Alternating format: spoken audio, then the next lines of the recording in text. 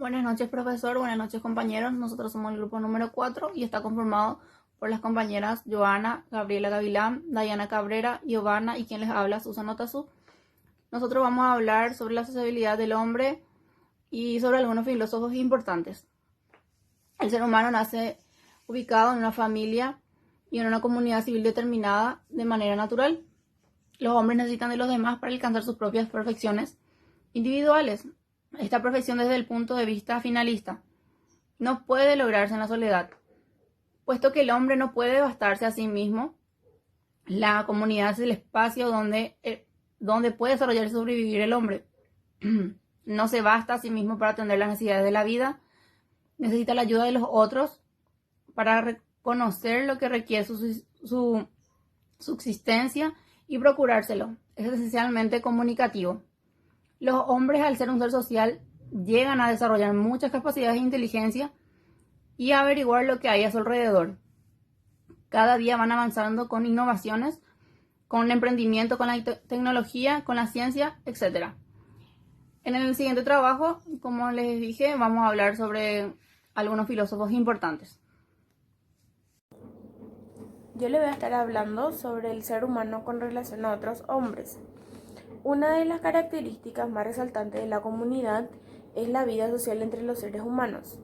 El hombre desde su nacimiento es un ser social y la familia, la nación y el Estado constituyen algunas entidades sociales. La evidencia de que el hombre vive y convive en sociedad se impone por sí misma. Existen tres teorías. Una de las teorías es la teoría contractualista, otra es conocida como la teoría naturalista y la tercera es de la naturaleza social del hombre. Una de ellas yo le voy a estar comentando que es la teoría del pacto o contrato social. Esta afirma que la sociedad humana tiene origen y fundamento en un pacto o libre acuerdo entre los individuos. El primero dice que la naturaleza es fundamentalmente egoísta y antisocial. Otra es del filósofo Hegel. Representó la teoría naturalista y dice que la sociedad es un todo orgánico y al mismo tiempo es la última fase conocida como la de un proceso evolutivo de la realidad. Por último tenemos esta que dice que está sostenida por Aristóteles y Tomás Aquino. Afirma que el hombre es social por naturaleza, es decir, que el origen, causa eficiente o fundamento de la sociedad radica de la propia naturaleza humana. Tomás indica que el hombre tiende naturalmente a vivir en sociedad por tres razones. Uno, que el hombre no basta a sí mismo para atender a las necesidades de la vida. Otra, que necesita de la ayuda de los otros para conocer lo que necesita para sobrevivir. Y por último, es esencialmente comunicativo. La dimensión social del hombre dice que el hombre posee una gran dimensión social que es parte esencial de su naturaleza y de su vocación. Hay una cierta semejanza entre la comunión de las personas divinas y la fraternidad, que dice que los hombres deben instaurar entre ellos, entre la verdad y la caridad. Bueno, ahora voy a explicarles un poco qué pensaron los diferentes filósofos sobre la sociabilidad, es decir, algunas reflexiones de diferentes filósofos.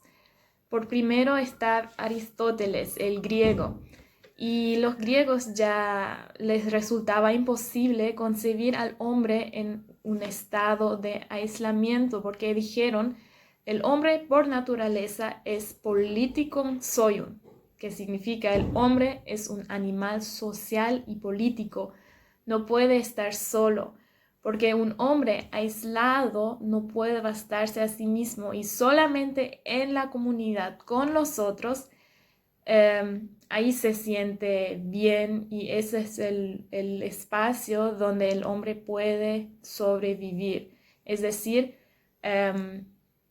sí, según Aristóteles, la sociabilidad es una necesidad natural del hombre. Después está Hobbes, el pensamiento político y visión del mundo de Thomas Hobbes es sorprendente, original y sigue siendo notable en la política contemporánea, porque su principal inquietud es el problema del orden social y político, como los seres humanos pueden vivir juntos en paz, pero cómo pueden también evitar el peligro y temor en un conflicto civil. O sea, cómo se puede tener esas dos cosas al mismo tiempo, que viven en paz, pero también que viven en paz en la política, ¿verdad? Y Hobbes plantea una alternativa como dar nuestra obediencia a un soberano irresponsable, a una persona o un grupo facultado para decidir cada tema social y político. Sí, y dijo también, una situación de inseguridad universal es donde todos tienen motivos para temer la muerte y donde la recompensa de la cooperación humana es casi imposible.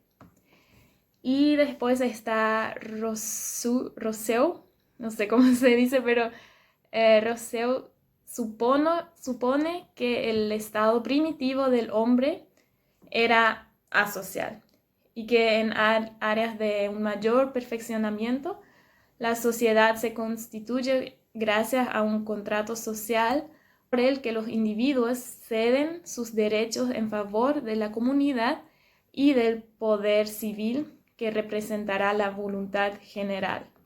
Eso dice Rousseau. Y después está Marx también, Karl Marx, y él es conocido como el primer usuario del método crítico en las ciencias sociales. Él sí representaba la idea del comunismo y se basó en defender la sociedad como una asociación de individuos libres y defendió el derecho de una propiedad privada de cada uno con creación de una economía planificada y estatificación. Es decir, Marx estaba en contra de las clases sociales y dijo que los ingresos se deberían distribuir de acuerdo a la contribución individual de cada uno. El estatus científico de la sociedad contemporánea. El estatus social científico de la sociedad contemporánea es muy importante porque se llevaron muchos procesos científicos. Los organizadores se basan en una cronología de los años 1945 a 1980. Se divide en 5 apartados que son la posguerra de 1945 a 1950, la Guerra Fría de 1950 a 1956, la coexistencia pacífica de 1956 a 1970, un cuarto apartado no titulado de 1971 a 1980 y hacia una nueva Guerra Fría, 1980 y siguientes. La función y posición de la ciencia en la sociedad contemporánea. Para empezar, el primer dato que aparece es el de las bombas atómicas lanzadas sobre Hiroshima y Nagasaki. Sobre este dato podemos ver o podemos notar la creación y el desarrollo del armamento militar devastador de las bombas atómicas. Hoy en día las bombas comunes ya no son del tipo de Hiroshima y Nagasaki. Estructuralmente son muy distintas. Son bombas de hidrógeno o están llenas de neutrones. También el comienzo de las comunicaciones vía satélite, explosiones nucleares. Bajo la fecha de 1969 se registró la llegada a la Luna de los primeros seres humanos.